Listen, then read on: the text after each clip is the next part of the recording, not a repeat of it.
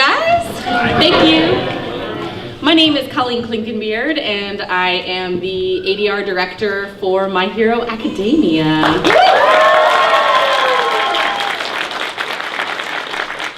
It's my favorite anime ever in the history of the world. It overtook Steins Gate very slowly. Steins Gate was my favorite before that. My Full Metal Alchemist was my favorite before that, but those are all still way up there. I also play Momo Yaoyorozu in the show. She and Todoroki are totally getting together eventually. So you'll probably see a lot more of her then.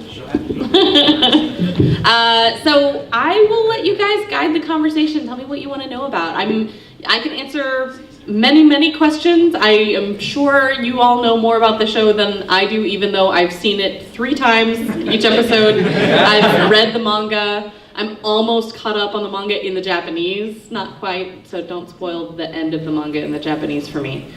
So I know the show really well, but I still think you all know better than I do, because in my experience, that's the case. But yeah, ask questions, and in order for me to point to you, I do hand formation, so do this is whatever, I don't care, and then I'll say the guy with the thumb up, and you'll know who I'm talking about. Hello. Hi. Hello.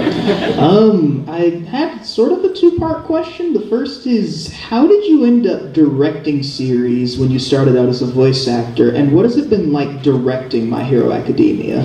It's actually a pretty common occurrence when we're looking for directors, which happens cyclically when we suddenly start ramping up and we need more people because we have more shows, as happened with the simuldubs very recently, where we suddenly had 18 of them at the same time. Boy, we need a lot of directors now. You'll notice that a lot of the directors are pulled from the voice acting pool because they are people who understand dubbing.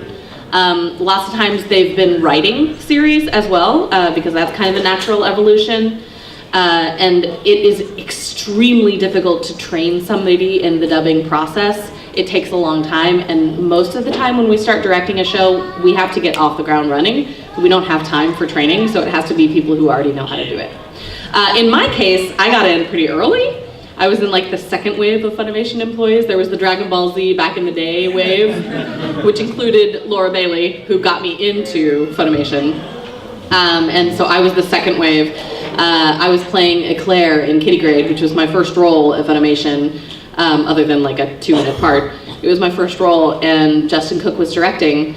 And then Justin Cook became a producer. He's now my boss. And when he became a producer, he was like, I need somebody to finish the show. So at episode 16 of the first series I was ever in, he was like, do you want to direct it? And I really did. And I was such a nerd about it, you guys. I came in with like legal pads full of notes about the show, which now anybody would laugh at. Anybody up there would laugh to see what I did when I first started. It was just over technical. But I was very prepared. And so I started directing that, and then the second show I directed, after Kitty Grade, the last part of it was Full Metal Alchemist. So it was a quick little, I'm suddenly really into anime.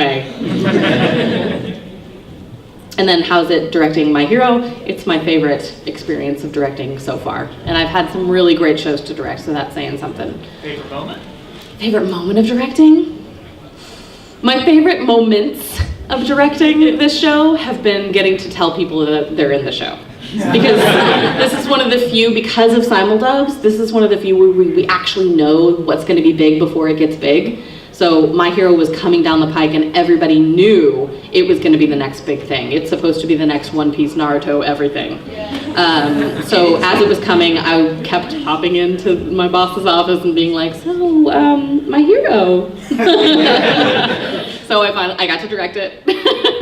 And then every time I cast somebody, it's just like, really? I get to be it? Because the people that I didn't cast right out of the gate just thought they weren't going to be in My Hero, I guess. And then when a big character comes up and I get to cast them, they're like, really?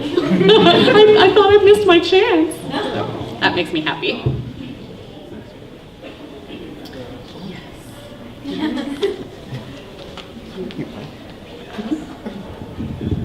You didn't commit to a hand gesture, but I was trying to go it was kind of like a moving fluid. I was trying to go very Air painting.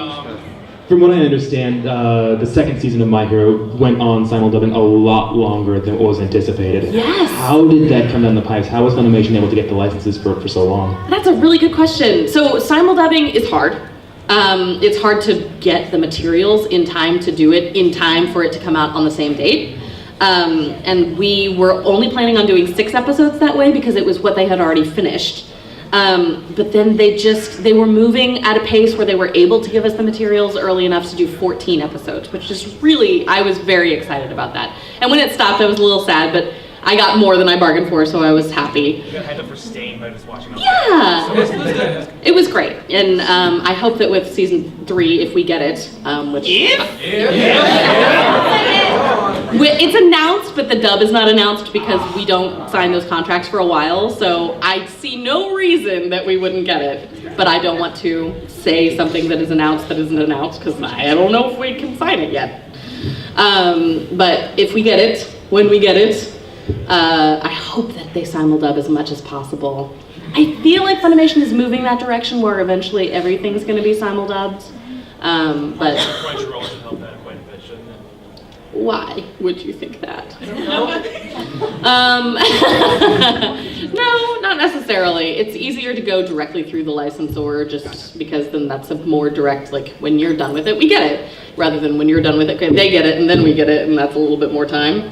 But I like it. I know that a lot of directors and actors fear it.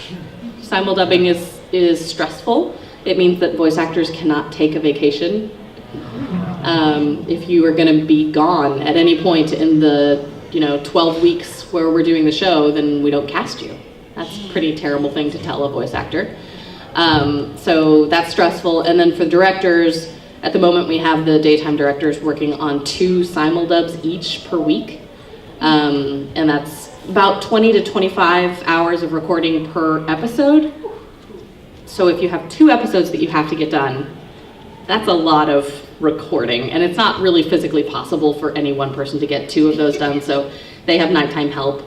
But it's stressful, but in the end, I like it. I love that you guys get to see the results of things like before a year is out. It used to be, I dubbed this thing. I can't talk about it. You'll see it in a year. And now it's, how do you think it's going? I'll be recording it next week. What do you think? That part's awesome. What else? Yeah.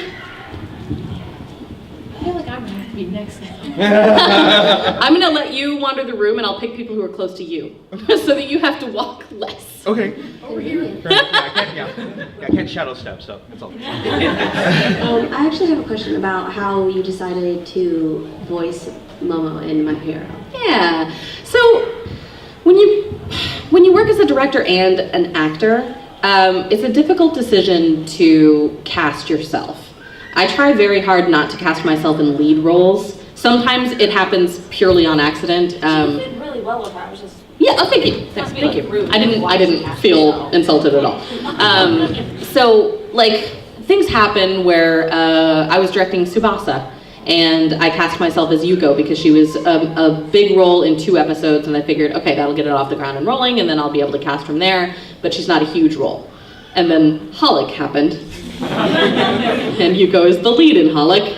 So I accidentally cast myself as a lead role. So things like that happen, or Brothers Conflict, somebody else cast me and then I took over directing of the series. But with My Hero, I knew I wasn't gonna give myself a lead, but I do firmly believe that you should cast yourself, if you can, if you're an actor as well, cast yourself in something in the show so that you are going into the booth just as the actors are going into the booth and you get to see how things are feeling. Because it's a really good opportunity to get in there and be like, oh, engineer, let's say Matt is my engineer this week. Matt, it sounds weird in here. Come in here and listen to this.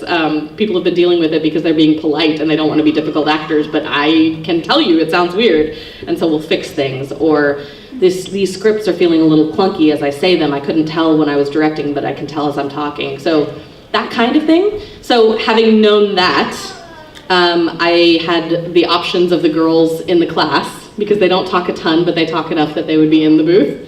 And I felt like she was the best fit for me. She is very, very suited to my personality. I was very much an A student, like try too hard, doubt myself, insecure person, but maybe a little too serious. So she fits with me. So that's why that happened, plus the hair.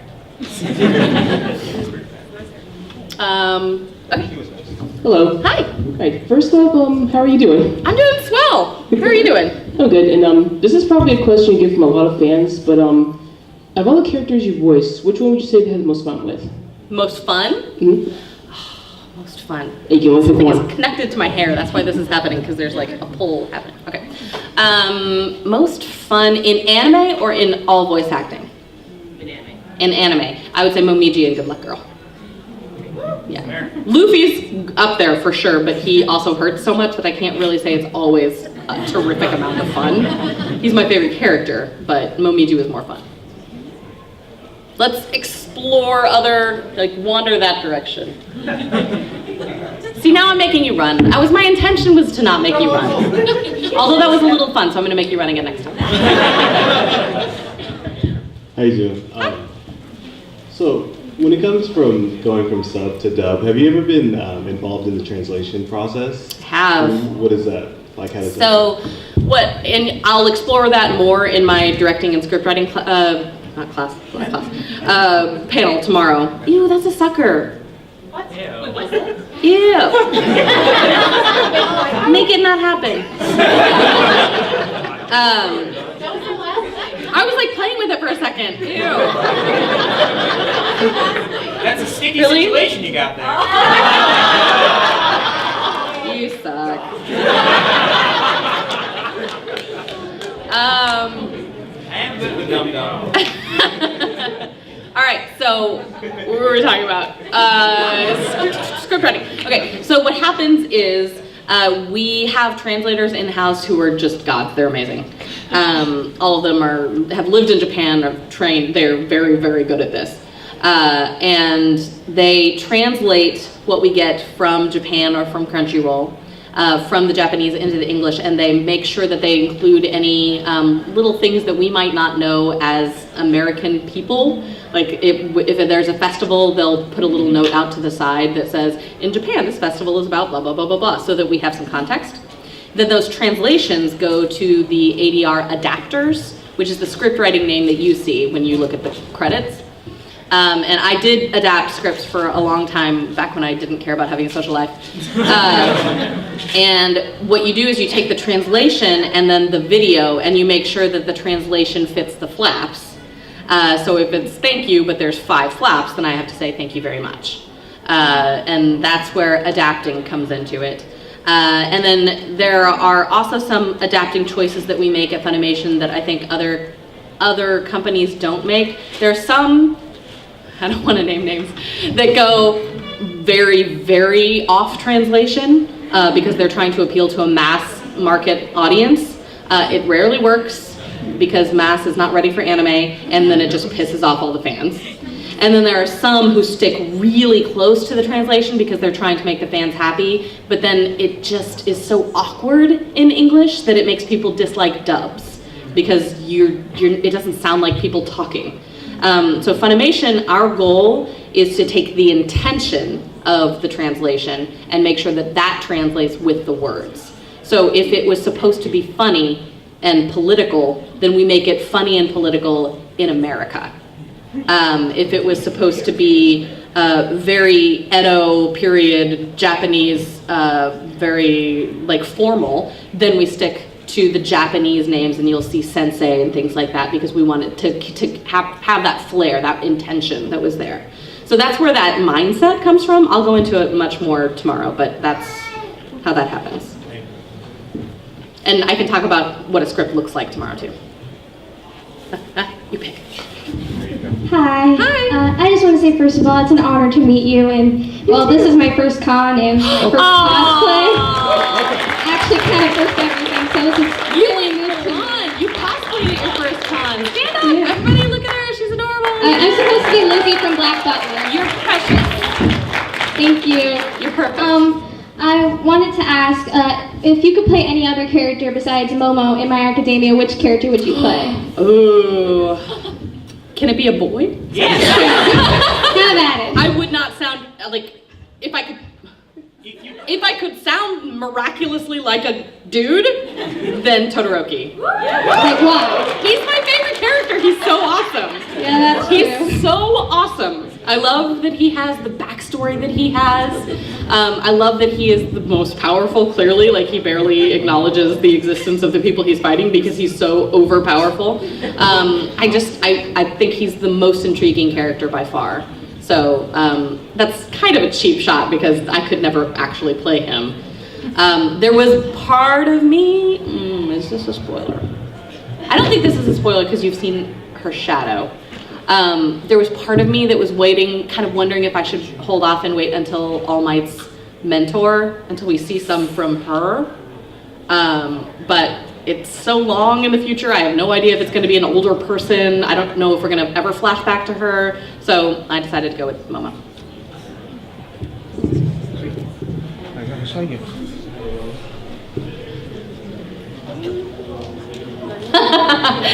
The baby in front was like, what's he doing?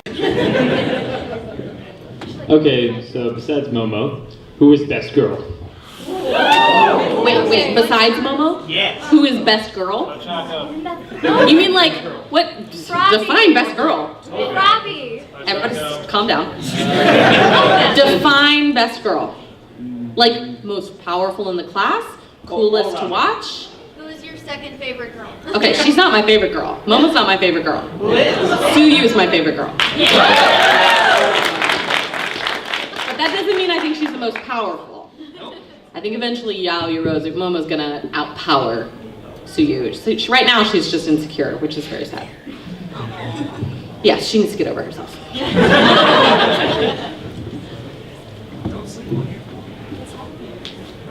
Hi.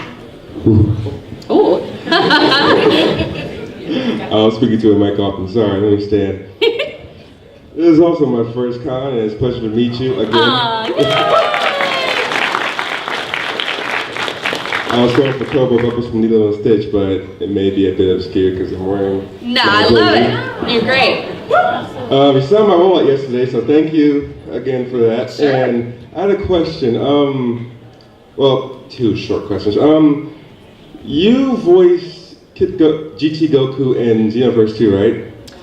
Yes. I got Moscow vibes where I noticed because you do a very good job with Team Kid Gohan. Thanks. And I started feeling like, do you feel like you're starting to feel a bit more like Masako she voices like Bardock, Gohan, Goku, and Goten. I started getting those vibes. I think it's really cool, and I was wondering how you felt about, taking up that role as like GT Kid Goku. Was it like, did you like doing that role? Because I wasn't sure if you're going to reprise it and do it again, because I think it'd be pretty cool if you did more, it will feel like more like you're being in the, I guess, Son family if you do it like that. Yeah. Well, when I got to Funimation, Dragon Ball Z had already happened. It was already all closed up, tied up with a little bow, and so I was really sad that I couldn't be in the biggest property that Funimation's ever going to have. That's like the flagship property. So I was really sad, and then we started to remake stuff. And they started to ask if I was interested in anything in that, and I was like, oh, please, yes. So Gohan was a dream. I was really excited about that. And as I was going into it, people were, as I was starting to record Kai, people were telling me, oh, okay, you're gonna find out what it's like to record Dragon Ball Z. It really hurts. And I started recording Gohan. He ain't got nothing on Luffy. Nothing. Luffy is way harder than Gohan. So that put that to rest in my mind that was some test that I had to pass to be a voice actor at Funimation. I was like, I've already passed that test, thank you very much. And then as Super started happening, we wanted to bring in some of the legacy actors, which I totally support. So Gohan is older, so clearly it's Kyle, not me. And then Android 18, Meredith came back and reprised Android 18, which I had been taking over for Kai. And so I was already Mai, and Mai's little now. So it was kind of a weird, I play 5 people in Dragon Ball Z. And in Dragon Ball Super, somehow I only play this little girl, so I was kind of disappointed. I want to be a bigger part of Super. And then Mai is doing a cool thing now that I'm excited about. And there's a time machine, so maybe young Goku could happen? I really want that to happen. Young Goku, young Gohan, let's just send it back in time. That's what you're thinking? Yeah, fingers crossed. Lend her your energy. Yeah. So I had a question about, because I was watching a show earlier.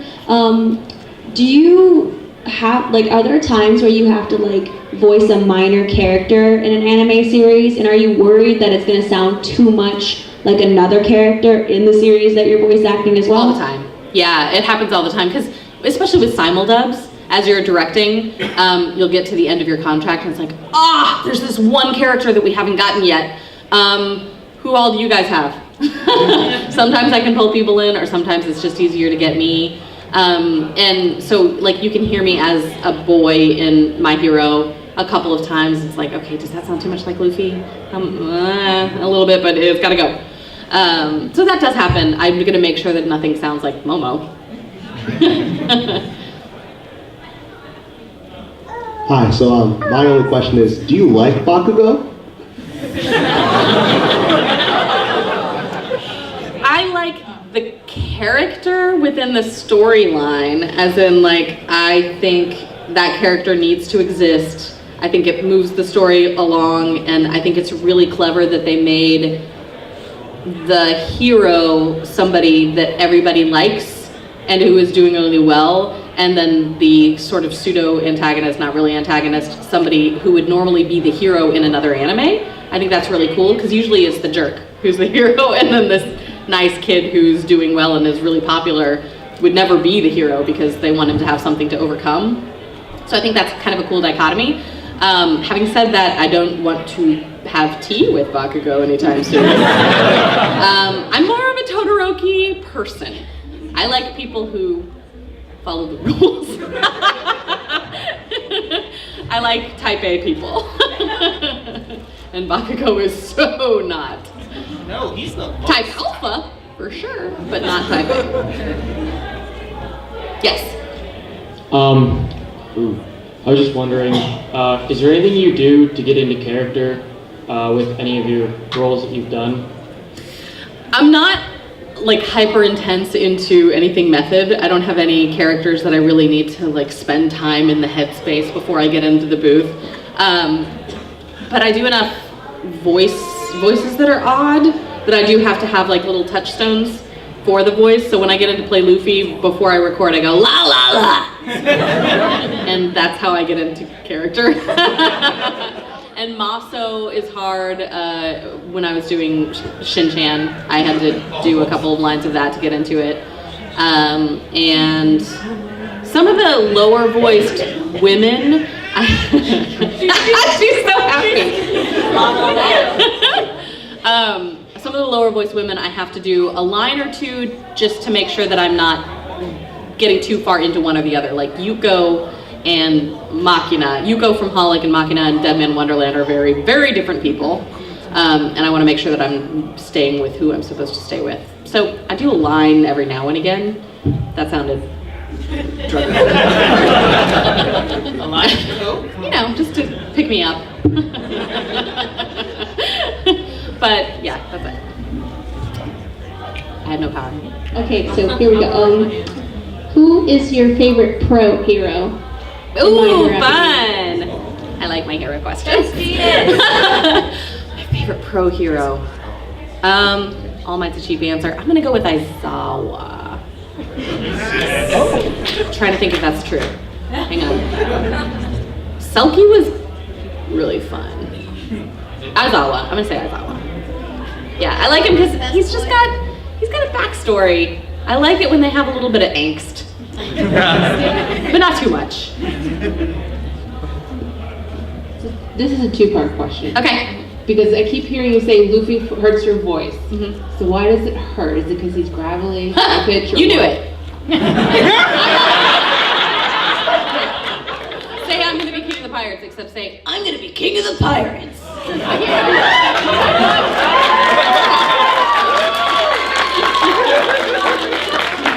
Okay, just say law. Law. Now say law. Law. Now say law. And then do that for 4 hours. Sorry, I didn't mean to put sarcasm in my answer. Where it needs to go. But the other one is, have you ever done a voice and hear another voice creep in? Yes, all the time. How do you get out of it? I trust my director, and I'm paranoid about it, so I'll say, please let me know if I'm slipping into this character, because it's too close. It happened with Gohan, slipping into Luffy. That definitely happens all the time. And like with Full Metal, when I was playing Riza and Rose, I had to be really careful. And you'll notice the difference in the original Full Metal. I couldn't keep them very far apart because I couldn't go as low with Riza as I can now. I could go higher with Rose, but they were just a little too similar.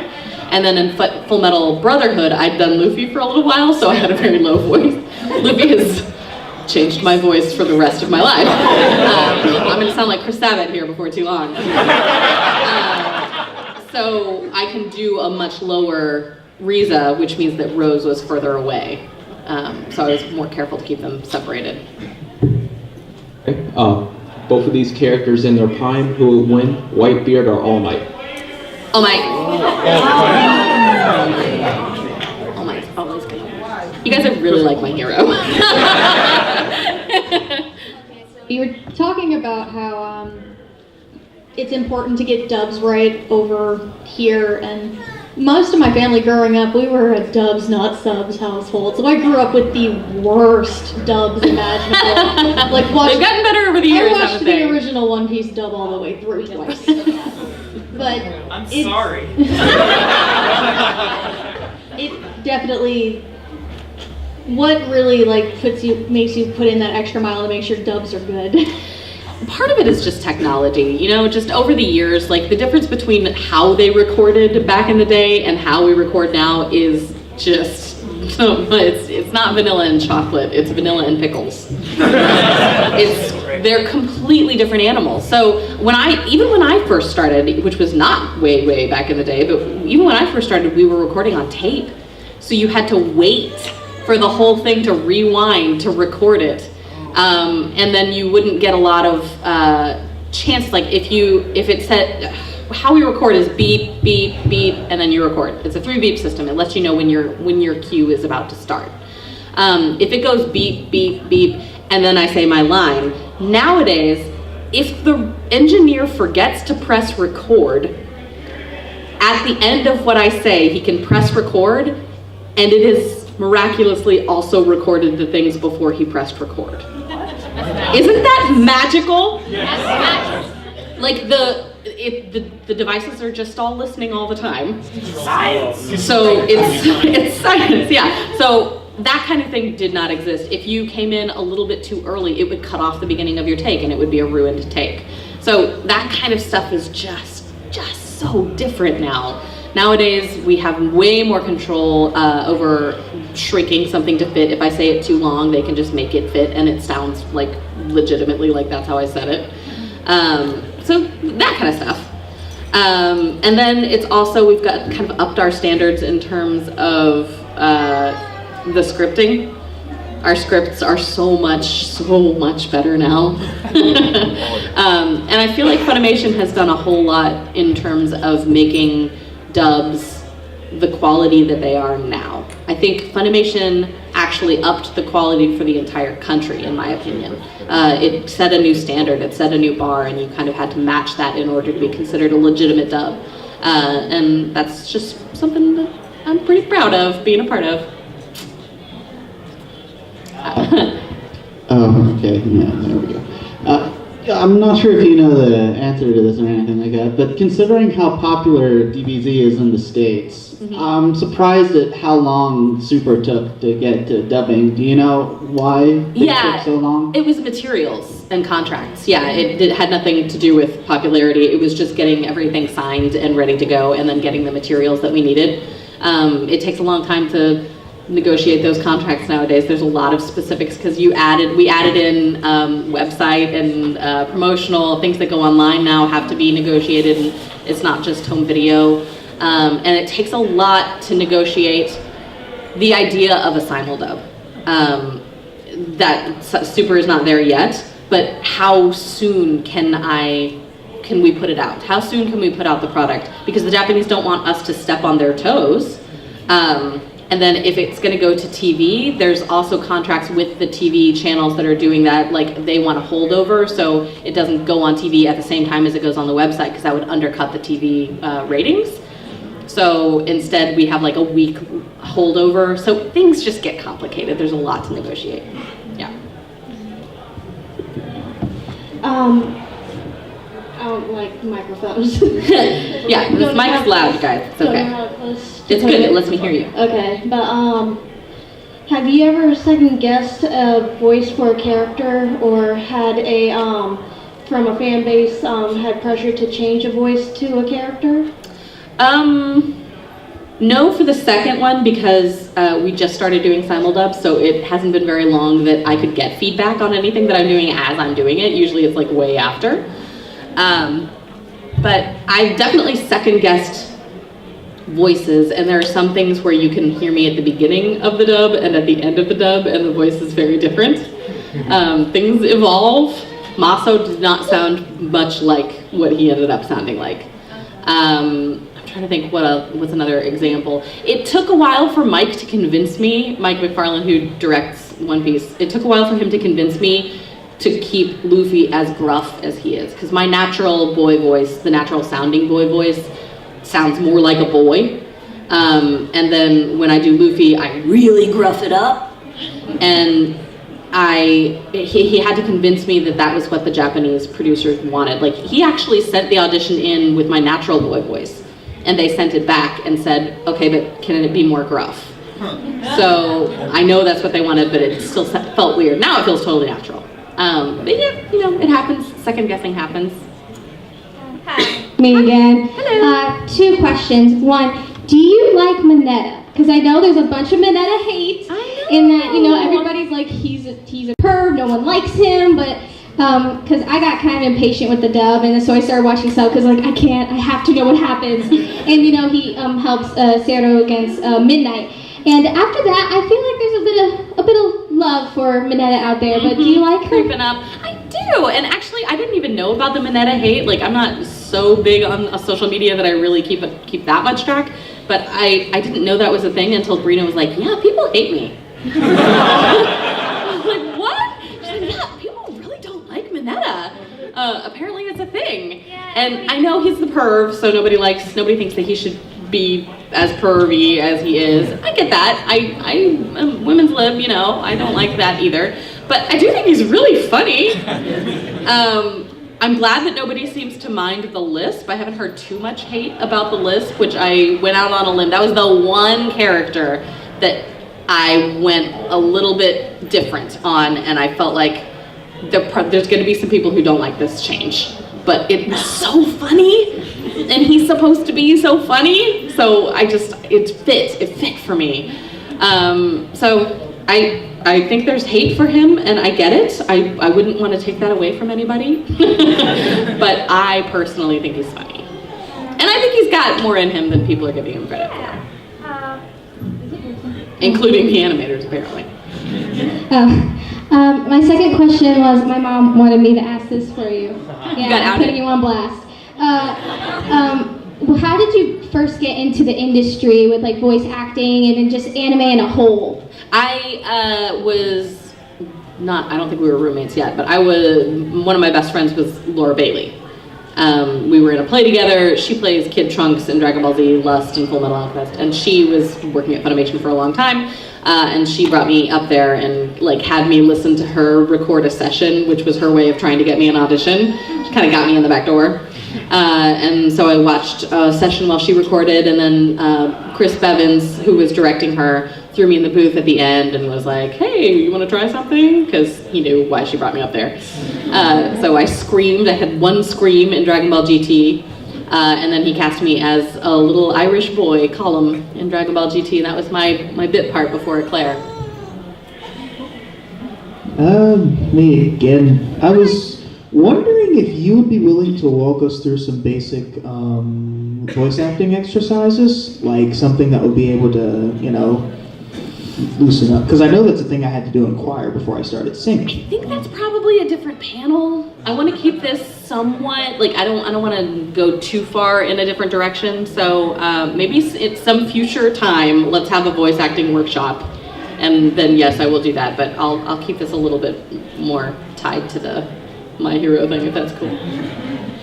So are there any differences between the Japanese version and the English version that kind of have to be crossed over, maybe colloquialisms in the Japanese language over to the English, or maybe some scenes and stuff that you've seen that had to be adapted between the two different cultures? Not as much with My Hero, because we were not ever trying for a mass audience on this.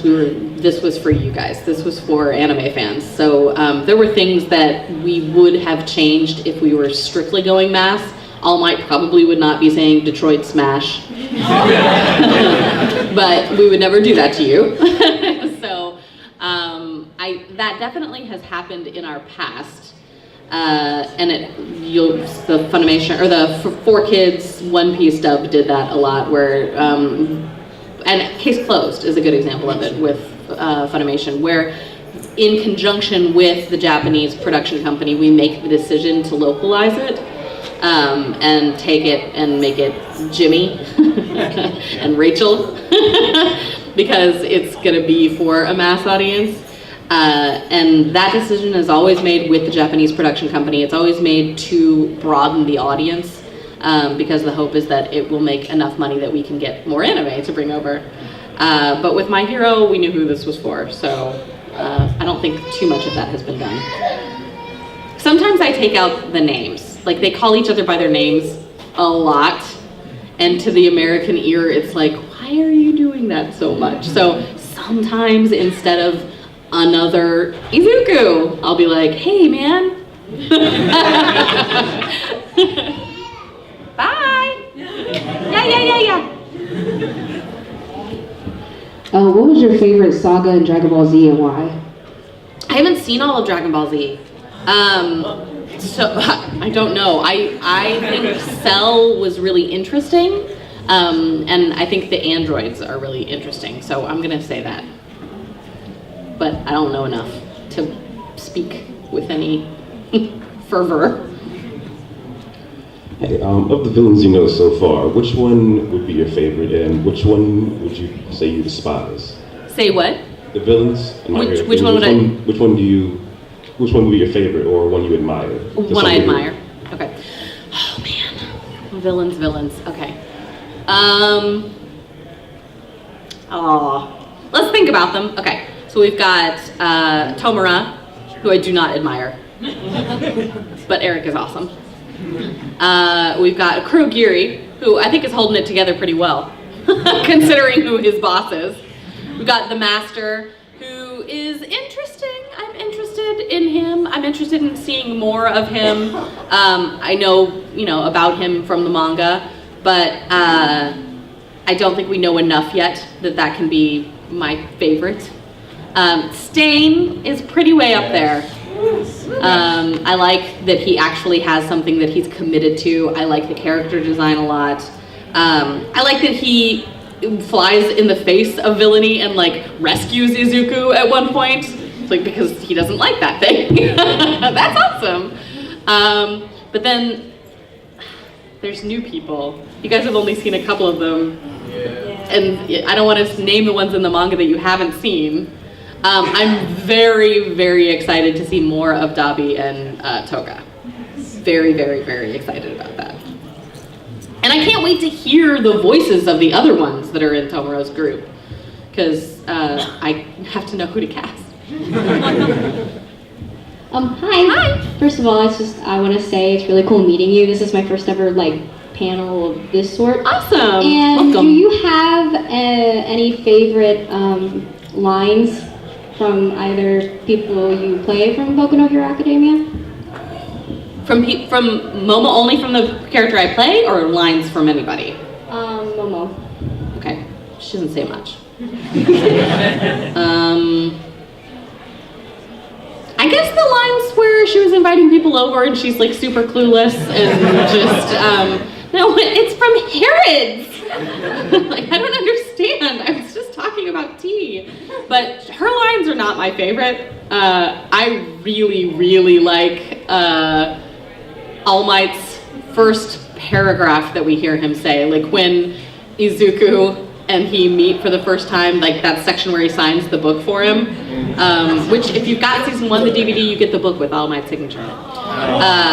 But I really like what does he say? Where I've been doing a lot of justicing, and every time we played it to get Chris Sabat back in the voice, I laughed. I love that line so much. So, yes. I am here. I am here. Eat this. To teach you. Eat this. Yes, eat this is another thing. Yeah. Hello. So you were mentioning earlier that like you guys put in an audition tape or like a tape of your Luffy voice with an actual thing, and then they sent it back, saying make it gruffier. So do the Japanese creators always have stylistic choice when it comes to what they sound like, or when you direct an anime, how do you guys decide how the dub's going to sound in comparison to the sub? That's a really good question. They do not have stylistic choice most of the time. So I can only think of a handful of times when Funimation has actually had to send in a cast for approval to the Japanese, and even in that handful of times, they say yes to pretty much everybody. They just want to make sure that we get the gist of things sometimes if it's a really big property, and they're very protective of it. My Hero was a big property, and I think by this point they trust us. They've worked with us enough that they know we know who to cast. So my guess is that trend is on the way out. We probably won't be doing that much because we've worked with all the licensors so much they know and trust us. But sometimes with a new licensor, you have to convince them. So that happens. But in order to choose who is in the show, different directors use different criteria. Sometimes for me, it's a mix of who do I like working with, like who do I know can do this,